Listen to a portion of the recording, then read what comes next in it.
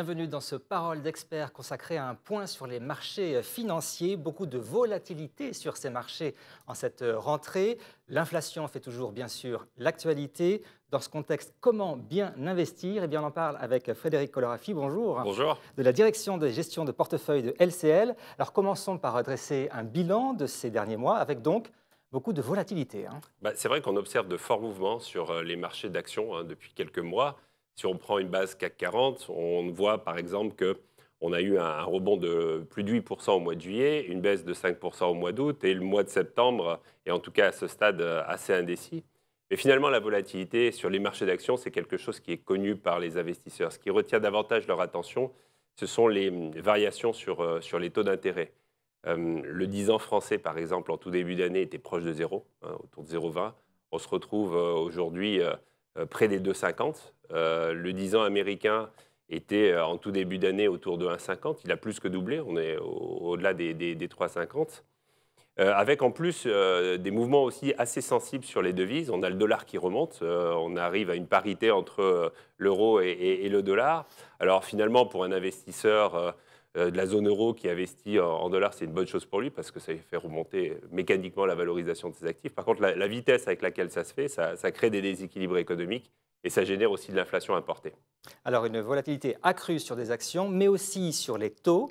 Mais de quelle nature sont les déterminants de cette volatilité? Alors, les déterminants, ils sont de plusieurs sortes. Ils sont bien entendu d'ordre économique, ils sont d'ordre également géopolitique, mais également technique.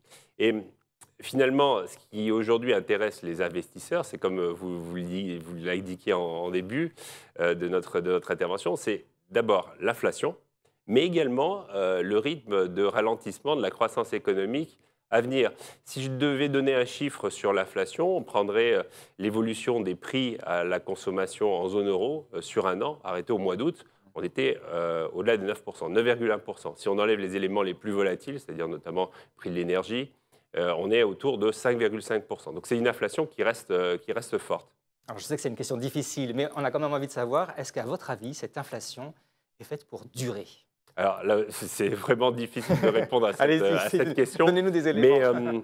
Mais ce qu'on voit quand même, c'est qu'on est face quand même à une inflation qui est pour l'instant qui est là, qui est forte, qui est liée à un certain nombre de facteurs qui peuvent être aussi différents en fonction des zones géographiques. On voit par exemple qu'aux États-Unis, une partie de l'inflation est liée à une surchauffe de l'économie.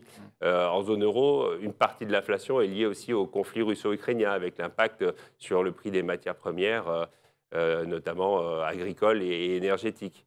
Mais ce qu'on sait en tout cas, c'est que la priorité aujourd'hui des banques centrales, c'est de lutter contre cette inflation. Alors, elles utilisent plusieurs moyens. Elles utilisent l'outil de remontée des taux d'intérêt. La Réserve fédérale américaine s'est même engagée dans une stratégie de réduction progressive de la taille de son bilan. Mais le travail n'est pas si facile que ça, parce qu'en voulant agir parfois trop vite, trop fort, le risque à un moment donné, c'est qu'on se retrouve dans un environnement où on a une croissance économique qui ralentit, mais qui ralentirait beaucoup plus fortement que ce qui serait attendu. Alors, face à la Banque centrale européenne, la Fed et plusieurs banques centrales, on a notamment une banque centrale qui est à contre-courant, c'est la Banque de Chine. Là-bas, le gouvernement est déterminé à relancer une économie qui est mise à mal par la crise immobilière, mais également par la stratégie de Covid-0. Alors, on voit en tout cas que cette période qui s'ouvre est vraiment complexe. Est-ce qu'il n'y a quand même pas des sources d'optimisme dans ce monde de brut, de ce fait? Est-ce qu'il n'y a pas des opportunités à saisir? Alors, tout à fait. Finalement, quelque part, une des sources d'optimisme, on peut peut-être la retrouver au niveau de cet excès de pessimisme qu'on a aujourd'hui sur les marchés financiers. On sait qu'à un moment donné, si on venait à avoir quelques bonnes nouvelles, parfois on a des marchés qui peuvent rebondir assez rapidement, assez violemment. On sait que les investisseurs, ils anticipent et on n'est pas non plus à l'abri de voir se matérialiser le scénario tant souhaité par les banques centrales, c'est-à-dire un ralentissement de la croissance qui se ferait de manière ordonnée et une économie, une inflation qui se calmerait. Ce serait plutôt quelque chose de bon pour les marchés financiers.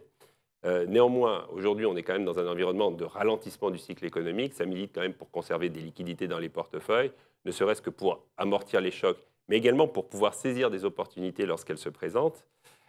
Sur la partie action, nous, on a plutôt tendance à privilégier des thèmes plus conservateurs, mais également des thèmes liés aux dividendes, aux revenus, et clairement la zone géographique qui est moins impactée par le conflit russo-ukrainien, ce sont les entreprises américaines. Par ailleurs, on voit quand même que même s'il est toujours très difficile de demander à un chef d'entreprise de pouvoir se projeter de manière certaine sur l'évolution de son chiffre d'affaires, de son résultat, dans un environnement où la géopolitique elle est très importante et prégnante aujourd'hui, finalement, ce qu'on note quand même, c'est qu'on a eu plutôt une bonne résilience des résultats des entreprises ces derniers mois. Donc ça, c'était plutôt une bonne chose. Et finalement, trouver des entreprises qui ont cette capacité de maintenir leurs marges, qui œuvrent dans des secteurs porteurs et qui ne sont pas trop impactés par le ralentissement du cycle, c'est aussi une manière de se prémunir sur le long terme contre des tensions inflationnistes. Et puis également, je souhaitais quand même rappeler qu'on a vécu ces derniers mois, ces dernières années, dans un environnement de taux faibles, voire même négatifs. Ça a eu plutôt tendance à soutenir les valorisations d'un certain nombre de titres. Le monde évolue, les taux remontent. Ça amène à plus de discrimination, en tout cas sur les marchés. Et la bonne nouvelle, c'est que les gérants de portefeuille, c'est leur travail, c'est justement de trouver les valeurs, les secteurs qui offrent le plus de potentiel. Des taux plus élevés, ça donne également plus de sens à de l'investissement obligataire.